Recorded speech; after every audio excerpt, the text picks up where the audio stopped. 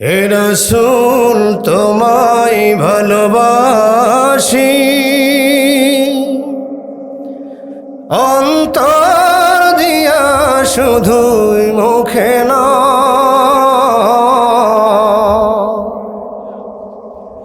জান্নাতের আশায় নয় হে রাসূল, জাহান্নাম কেও ডরি না। হে রাসূল তোমায় ভালোবাসি, অন্তর দিয়া শুধুই মুখে নয়, জান্নাতের আশায় নয় হে রাসূল, জাহান্নাম কেও ডরি না। আলহামদুলিল্লাহ, বাংলাদেশের ঐতিহ্যবাহী জেলা নওগাঁ জেলার অন্তর্গত বদলগাছি থানাধীন মিঠাপুর ইউনিয়নের উজালপুর ৩ রাস্তার মোড়ে উজালপুর জামে মসজিদের উন্নয়ন কল্পে আয়োজিত 2 দিনব্যাপী ঐতিহ্যবাহী বিশাল তাফসীরুল কোরআন মাহফিল। শুরুতেই মহান রবের শুকরিয়া আদায় করছি যে মহান রব জাতির এই ক্লান্তি লগ্নে বৈরাভার মধ্যে আল্লাহ পাক এই জান্নাতি পরিবেশে আমাদের কবুল করেছেন, যিনি আমাদেরকে সুস্থ রাখলেন, যিনি আমাদেরকে ইমানদার মুসলমান হিসেবে কবুল করেছেন। সেই মহান রবের দেওয়া কণ্ঠে সকল শক্তি উজাড় করে আকাশ বাতাস মুখরিত করে এক অ্যাঙ্গুল মাথাটাকে উঁচু করে আল্লাহর দরবারে আমরা শির উঁচু করে শুকরিয়া আদায় করছি, বলছি আলহামদুলিল্লাহ। একটু জোরে বলছি আলহামদুলিল্লাহ।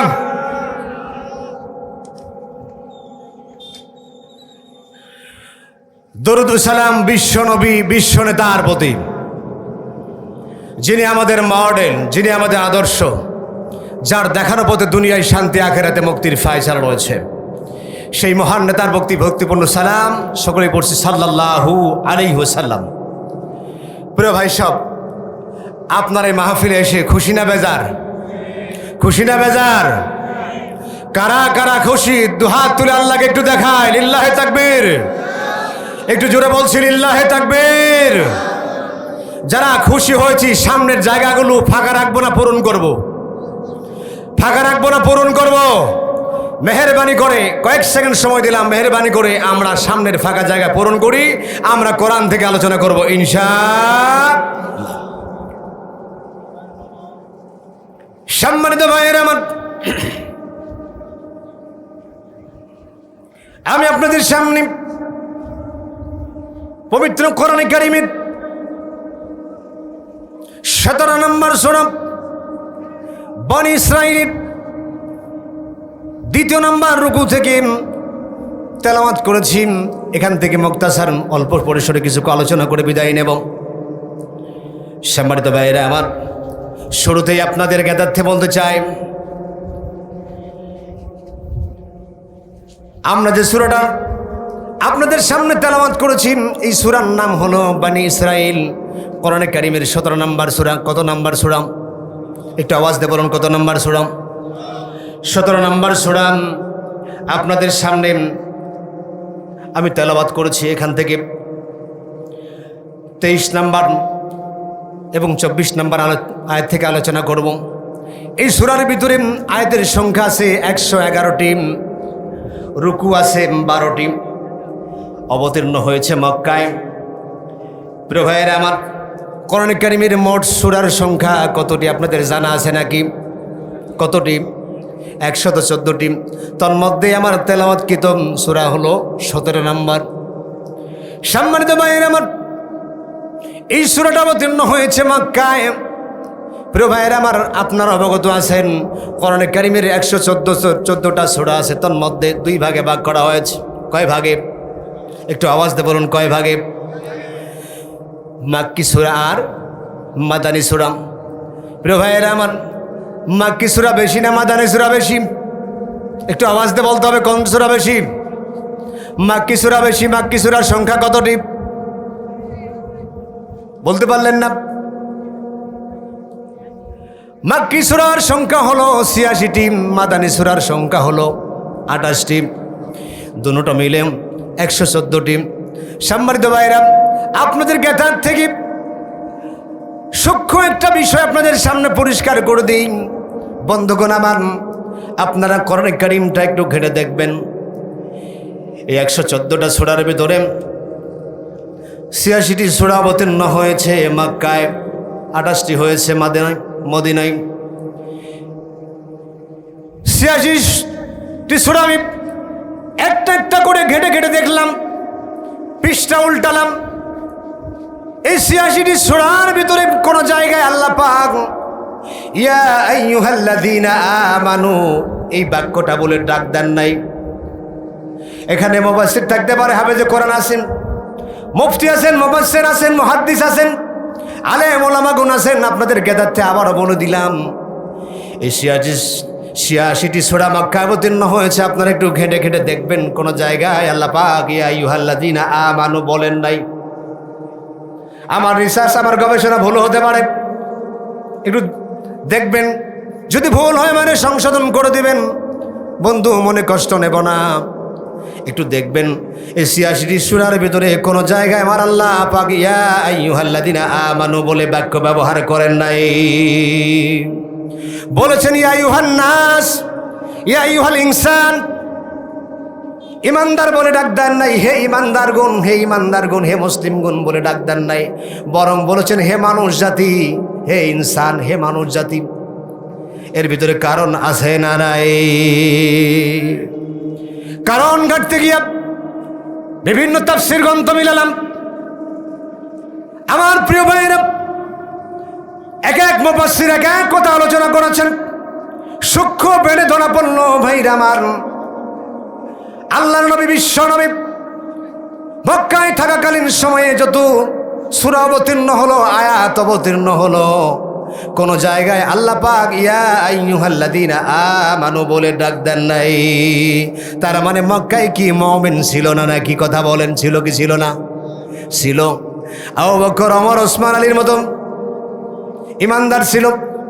এরপরে কেন আল্লাহ পাক বললেন না? সূক্ষ্মভাবে রিসার্চ করে দেখলাম, মক্কার জমিনে সেই সময় যিনি নেতা ছিলেন তিনি ছিলেন আবু জেহেল। ইনি মুমিন না কাফের? একটু আওয়াজ দে বলুন, একটু জোরে বলতে হবে। মুমিন না কাফের? প্রিয় ভাইয়েরা আমার, মক্কার লিডার যিনি ছিলেন তিনি ছিলেন একজন টাটকা কাফের।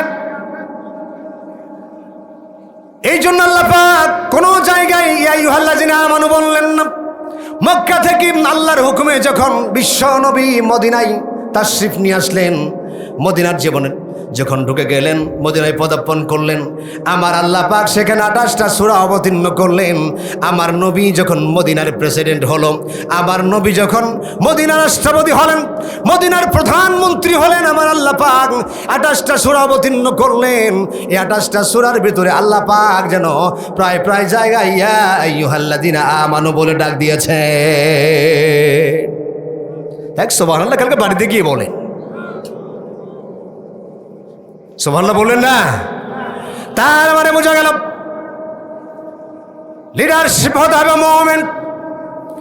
যিনি লিডার হবেন, যিনি নেতা হবেন, যিনি রাষ্ট্রপতি হবেন, তিনি প্রধানমন্ত্রী হবেন, তারে অবশ্যই মুমিন হওয়া লাগবে। কি হওয়া লাগবে? এই ঘোষণা দিলেন তিনি কে? এই মাক্কি সূরার মাদানী সূরা রিসার্চ করে দেখবেন বন্ধুগণ, কেন আল্লাহ পাক মক্কায় কথা বললেন না, এই আইয়ুহাল্লাযীনা আমানু কথা বললেন না, বাক্যটা বললেন না? কেন মাদানী সূরা ২৮টার ভিতরে আমার আল্লাহ পাক ইয়া আইয়ুহাল্লাযীনা আমানু প্রায় প্রায় জায়গায় বললেন? সূক্ষ্মভাবে পরিকল্পনা আছে না নাই? সম্মানিত ভাইয়েরা আমার, এই ছিল আমার কথা। সূক্ষ্ম একটা চিন্তার খোরাক আপনাদের কাছে আমি দিলাম ও বন্ধু। এই জন্য লিডারশিপ যখন যাচাই বাছাই করবেন, নির্ণয় করবেন, দেখবেন সেটা মুমিন না কাফের, সেইটা মুমিন না মুনাফিক, এইটা দেখার দায়িত্ব জনগণের, ঠিক কিনা? প্রিয় ভাইয়েরা, আর বিলম্ব করবো না। আমার আয়াত তেলাওয়াতকৃত আয়াতের ভিতরে আমরা চলে যাচ্ছি। আমরা বিতাড়িত মরদুদ শয়তানের ওয়াসওয়াসা থেকে আল্লাহ পাকের কাছে পানা চেয়ে নিয়ে আমি আলোচনা শুরু করছি। সকলে আমার সাথে পড়ুন, আউযু বিল্লাহি মিনাশ শাইতানির রাজিম, বিসমিল্লাহির রাহমানির রাহিম। ওয়াকাদা ربك ألا تعبدوا إلا إياه وبالوالدين إحسانا إما يبلغن عندك الكبر أحدهما أو كلاهما فلا تقل لهما أف ولا تنهرهما وقل لهما قولا كريما। সম্মানিত ভাইয়েরা আমার, বিতাড়িত মরদুদ শয়তানের ওয়াসওয়াসা থেকে মহান রবের কাছে আশ্রয় প্রার্থনা করছি। পরম করুণাময় আল্লাহ তাআলার নামে শুরু করছি। মহান আল্লাহ পাক বলছেন, ওয়াকাদা রাব্বুকা আল্লা তা'বুদু ইল্লা ইয়্যাহু। আল্লাহ পাক ঘোষণা দিচ্ছেন, নবী হে আপনি বলে দিন, ওয়াকাদা রাব্বুকা আল্লা তা'বুদু, আপনার রব রায় দিলেন, ফয়সালা দিলেন, সিদ্ধান্ত দিলেন আল্লাহ ছাড়া কারো গোলামি করা যাবে না, আল্লাহ ছাড়া কারো আইন মানা যাবে না, আল্লাহ ছাড়া কারো কাছে মাথা নত করা যাবে না, আল্লাহ ছাড়া কাউরে রিজিক দাতা আইন দাতা মানা যাবে না। এরপর আল্লাহ পাক বলছেন, ইম্মা ইয়াবলুগান্না ইনদাকাল কিবারা আহাদুহুমা। ও বান্দা শোনো, আল্লাহ পাক এরপরে শ্লোকে বলছেন, আল্লা তা'বুদু ইল্লা ইয়্যাহু ওয়া বিল ওয়ালিদাইনি ইহসানা। আল্লাহ পাক বললেন আল্লাহ ছাড়া কারো গোলামি করা যাবে না।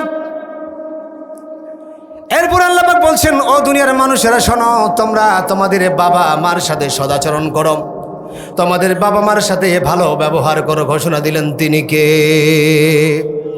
আমার প্রিয় ভাইয়ের একটু দিলটা ছেড়ে দেন, কানটা ছেড়ে দেন, মগজটা একটুখানি ফ্রেশ করে নেন। আল্লাহ পাক বলছেন, ও দুনিয়ার মানুষ শোনো, আমার গোলামির পরে তোমাদের বাবা মার সাথে সদাচরণ করো, ভালো ব্যবহার করো। তোমাদের বাবা এবং মায়ের ভিতর থেকে দুজনের মধ্যে থেকে একজন যদি বার্ধক্যজনিত কারণে তোমার কাছে পৌঁছে যায়, একজন অথবা দুইজন যদি পৌঁছে যায়, কখনো তাদের সাথে তোমরা খারাপ ব্যবহার করো না, শব্দটা ব্যবহার করো না, অথবা তোমরা তাদের সামনে এমন ব্যবহার করো যার কারণে সে যেন তোমাদের বাবা অথবা মা শব্দও যেন উচ্চারণ না করে। ও দুনিয়ার মানব মণ্ডলী শোনো, তোমরা তাদের সাথে খারাপ আচরণ করো না, খারাপ আচরণ করো না, বরং তাদের সাথে সম্মানের সুযোগ সম্মর্যাদার সাথে আচরণ করে। ঘোষণা দিলেন তিনি কে? সম্মানিত ভাইয়েরা আমার, একটু একটু করে আমরা আগাবো। সরল অনুবাদ আপনাদের সামনে উপস্থাপন করলাম, ব্যাখ্যামূলক অনুবাদে আমরা প্রবেশ করছি। আল্লাহ পাক বলছেন, ওয়াকাদা রাব্বুকা আল্লা তা'বুদু ইল্লা ইয়্যাহু। ওয়াকাদা রায় দিলেন, আল্লাহ পাক বলছেন আমি আল্লাহ তাআলা রায় দিলাম, ফয়সালা দিলাম, সিদ্ধান্ত দিলাম। আল্লাহ পাক কি দিলেন একটু আওয়াজ দিয়ে বলুন। আল্লাহ পাক রায় দিলেন, ফয়সালা দিলেন, সিদ্ধান্ত দিলেন। ফয়সালা রায়টা কি সবাই দিতে পারে নাকি? কথা বলেন। দুনিয়ার দিকে চেয়ে দেখবেন, আমার দুনিয়ার আদালতেও হাকিমরা রায় দেয়, কাজী যিনি বিচারক হন তিনি রায় দেয়। এই রায় কিন্তু সবাই দিতে পারে না, জোরে কণ্ঠে কিরাম। আবার প্রিয় ভাইয়েরা দেখবেন, বাংলাদেশের ম্যাজিস্ট্রেট কোর্টের ম্যাজিস্ট্রেট সাহেব রায় লেখেন, জজ কোর্টের জজ সাহেব রায় লেখেন, সিদ্ধান্ত দেয়, বিচার ফয়সালা করেন।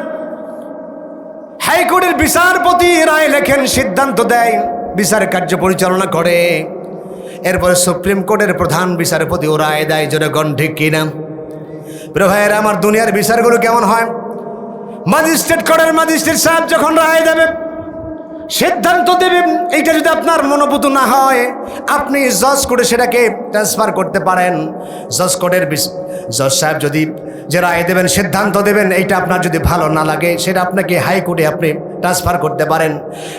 হাইকোর্টের বিচারপতি যদি রায় দেয়, এটা আপনার ভালো না লাগলে অবশ্যই আপনি সুপ্রিম কোর্টে পার করার জন্য আপনার একান্ত সিদ্ধান্ত রয়েছে, আপনি সুপ্রিম কোর্টে সেটাকে ট্রান্সফার করতে পারেন, কিন্তু সুপ্রিম কোর্টের প্রধান বিচারপতি যদি যে রায় দেবেন, যেটা লিখবেন, যে সিদ্ধান্ত দেবেন, ও বন্ধু ইচ্ছায় অনিচ্ছায় কিন্তু আপনি মানতে বাধ্য। জোরে কোন ঠিক কিনা?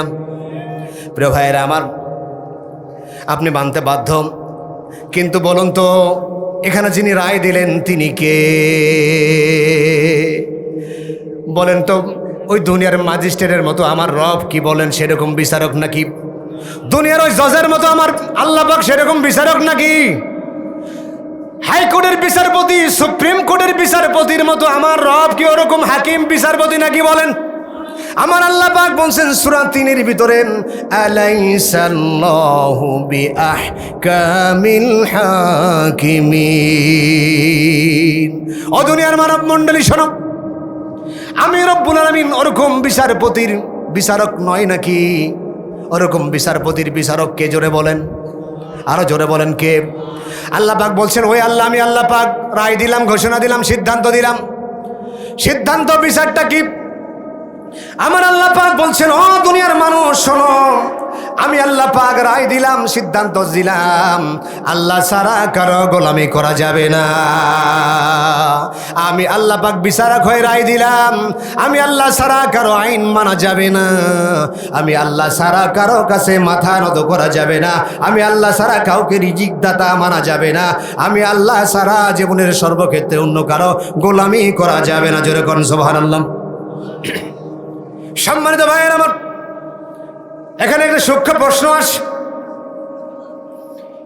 এখন আপনি প্রশ্ন করতে পারেন, আল্লাহ তাআলা কেন আপনার গোলামি আমরা কেন করব? প্রশ্ন আসে কি না? কথা বলেন, আসে কি আসে না? প্রশ্ন আসে ভাইয়ের আমার। আল্লাহকে প্রশ্ন করুন, আল্লাহ তাআলা আপনাকে ছাড়া অন্য কারো গোলামি করব না কেন? কেন কারণ আছে না নাই? আমার আল্লাহকে যখন প্রশ্ন করবেন, সোয়ালে মুকাদ্দারের জবাবে আমার আল্লাহ পাক প্রশ্নের উত্তর দিয়েছেন। সূরা বাকারার ভিতরে আমার আল্লাহ পাক বলছেন, ইয়া আইয়ুহান নাসু উবুদু রাব্বাকুমুল্লাযী খালাকাকুম ওয়াল্লাযীনা মিন ক্বাবলিকুম লাআল্লাকুম তাত্তাকুন।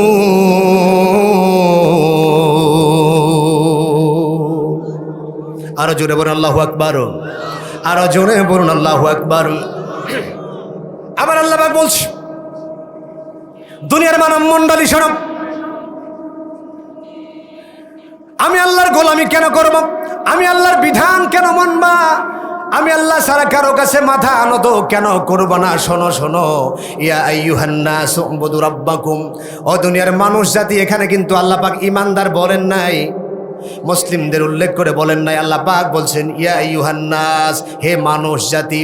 যত মানুষ পৃথিবীতে বসবাস করে, এখানে জাতি ধর্ম নির্বিশেষে সকল মানুষকে আল্লাহ পাক লক্ষ্য করে বলছেন, ও দুনিয়ার মানব মণ্ডলী শোনো, ইয়া আইয়ুহান নাস, হে মানুষ জাতি, উবুদু রাব্বাকুম, তোমরা সেই রবের গোলামি করো। কোন রবের?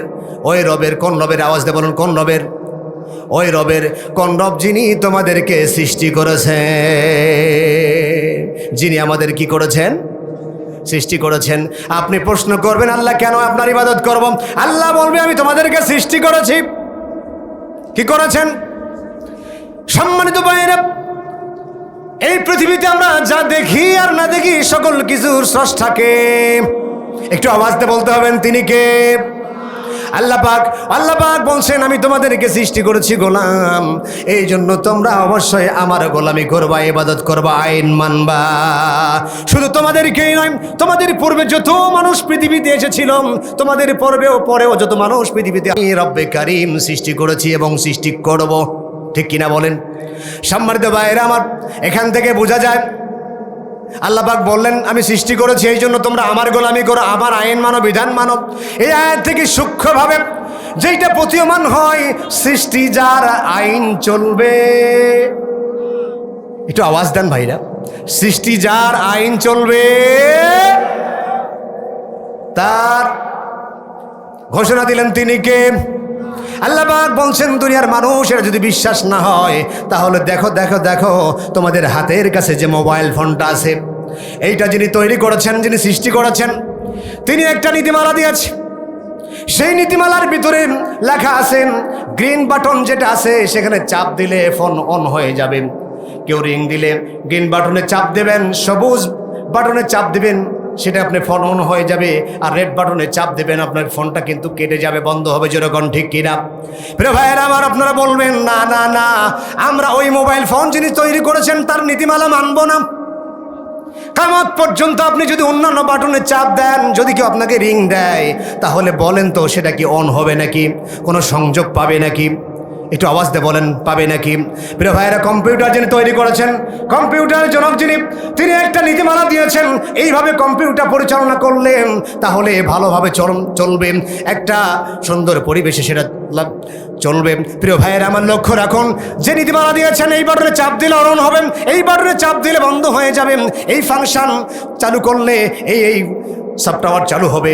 এইভাবে বিভিন্ন প্রকারের আপনি হিসাব প্রকাশ করতে পারবেন, কম্পিউটার আপনি চালাতে পারবেন। কিন্তু যার কম্পিউটার যিনি তৈরি করেছেন তার নীতিমালা বাদ দিয়ে যদি আপনি আপনার মন গড়ভাবে আপনি পরিচালনা করতে চান, বলেন তো কম্পিউটার বেশি দিন চলবে না নষ্ট হয়ে যাবে? একটু কথা বলতে হবে ভাই, নষ্ট হবে না ভালোভাবে চলবে? চিন্তা করুন, কম্পিউটারের জনক যিনি নীতিমালা দিয়েছেন তার বাহিরে আপনি চালাতে পারবেন না। মোবাইল ফোন যিনি দিয়েছেন, তৈরি করেছেন, তার বাহির যে নীতিমালা দিয়েছেন তার বাহিরে পরিচালনা করলে যেমনি মোবাইল ফোন নষ্ট হয়ে যাবে, সংযোগ বন্ধ হয়ে যাবে, সংযোগ পাবে না, ঠিক এমনিভাবে আল্লাহ পাক আপনাকে আমাকে সৃষ্টি করেছেন, তৈরি করেছেন। আল্লাহ পাক যে নীতিমালা দিয়েছেন সেই নীতিমালার নাম কি? একটু আওয়াজ দিয়ে বলুন, একটু আওয়াজ দিয়ে বলুন। সেই নীতিমালার নাম কোরআন। সেইটা আমাদের কাছে আছে না নাই? সেই নীতিমালা অনুযায়ী জীবন পরিচালনা করলে বন্ধু আমাদের জীবন সুন্দরভাবে চলবে না খারাপভাবে চলবে? আল্লাহ পাক এই কোরআন দিয়েছে বিশ্ব মানবতার হেদায়েতের জনগণ, ঠিক কিনা? যেমন তুমি দিলে জমিন, দিয়েছো আসমান, সুখের সমাজ গড়তে দিলে তেমনি কোরআন,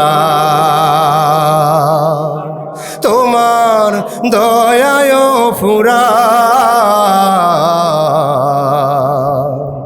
দয়ায় ফুরান। যেমন তুমি দিলে জমিন, দিয়েছো আসমান, সুখের সমাজ গড়তে দিলে তেমনি কোরআন, ঠিক কিনা? সম্মানিত ভাইয়েরা আমার, এই জন্য আপনাকে অবশ্যই আল্লাহ দেওয়া বিধান অনুযায়ী জীবন পরিচালনা করতে হবে বন্ধু।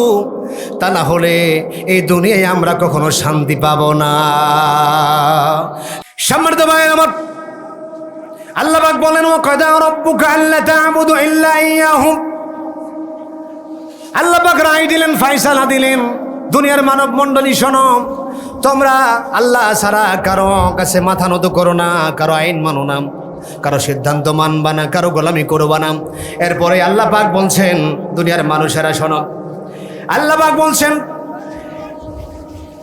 ওয়াবিল ওয়ালিদাইনি ইহসানা ইম্মা ইয়াবলুগান্না ইনদাকাল কিবারা আহাদুহুমা আও কিলাহুমা ফালা তাকুল লাহুমা উফফিন ওয়ালা তানহারহুমা ওয়া কুল লাহুমা কাওলান কারীমা। আল্লাহু আকবার। ربنا ظلمنا أنفسنا وإن لم تغفر لنا وترحمنا لنكونن من الخاسرين। আল্লাহ তাআলা, তুমি নওগাঁ জেলার বদলগাছি থানার মিঠাপুর ইউনিয়নে উজানপুর 3 মাথার মোড়ে, আয় রাব্বুল আলামিন, এই প্রত্যন্ত গ্রাম অঞ্চলে এই ভূমির দিকে একটু নজর দেওয়ান। রব্বুল আলামিন 2 দিন ব্যাপী তাফসীরুল কোরআন মাহফিলের লক্ষ্য নিয়ে প্রথম রজনীতি, প্রথম অধিবেশনে আমি গুনাহগার তোমার মহব্বতী বান্দাদের নিয়ে কোরআন কারীম সামনে নিয়ে তেলাওয়াত অন্তে তোমার রাসূলের উপর আমরা দরুদ সালাম পড়েছি। রব্বুল আলামিন মেহেরবানি করে আমাদের দরুদ সালাম টুকুন সোনার মদিনায় বিশ্ব নবীর রূহ মুবারকে পৌঁছিয়ে দাও। তামাম দুনিয়ার মাটির নিচ সৃষ্টির শুরু থেকে আজ পর্যন্ত যত মুমিন মুমিনাত ছড়িয়ে পড়েছে, আল্লাহ মেহেরবানি করে তাদের আরহু মাবারুকে সব পৌঁছায় দাও আল্লাহ। আল্লাহ তাআলা খাস করে আমরা যারা হাত তুলেছি মাহফিল থেকে, আমাদের জনম দুঃখী আব্বা আম্মা যাদের দুনিয়া থেকে বিদায় নিয়ে মাটির অন্ধকার কবরের বাসিন্দা হয়েছে, রব্বুল আলামিন মেহেরবানি করে আমাদের দরদের আব্বা আম্মার কবরের সবটুকুন হাদিয়া করে দাও আল্লাহ। আল্লাহ তাআলা খাস করে আল্লাহ আমার ছাত্র ফরহাদ হোসেন আল্লাহ ক্রান্ত পরিশ্রম করে মাহফিলের আয়োজন করেছে, জান্নাতের বাগান 2 দিন ভাবে আয়োজন করেছে আল্লাহ। আল্লাহ তাআলা তার আব্বা দুনিয়া থেকে বিদায় নিয়ে চলে গেছেন, আল্লাহ মেহেরবানি করে আজকের হাদিয়াটুকুন তার বাবারকে পৌঁছিয়ে দাও। আল্লাহ তাআলা এই আয়োজন করতে গিয়ে যত মানুষ শ্রম দিল, টাকা দিল, পয়সা দিল, বুদ্ধি দিল, আল্লাহ তাআলা এলাকার যুবকদের আয়োজনে আল্লাহ মসজিদের উন্নয়ন করবেন, আজকের এই মাহফিলকে তোমার আলিশানে কবুল করো আল্লাহ। ইয়া রাব্বুল আলামিন, জানি না কোন দিন কোন সময় আমাদের মালাকুল মউতের সাথে আমাদের সাক্ষাৎ হবে, আমাদের কারো জানা নাই। আল্লাহ তাআলা ওই দিন যেদিন আসবেন, আল্লাহ কিয়ামতের দিন, মাশার দিন, আজকের এই মাহফিল সকলের জন্য নাজাতের মাধ্যম বানায়া দিও। ইয়া রাব, کرم تو اگر کرے او بات جبا کو جو دل پر اثر کرے. سبحان ربك رب العزة عما يصفون وسلام على المرسلين الحمد لله رب العالمين.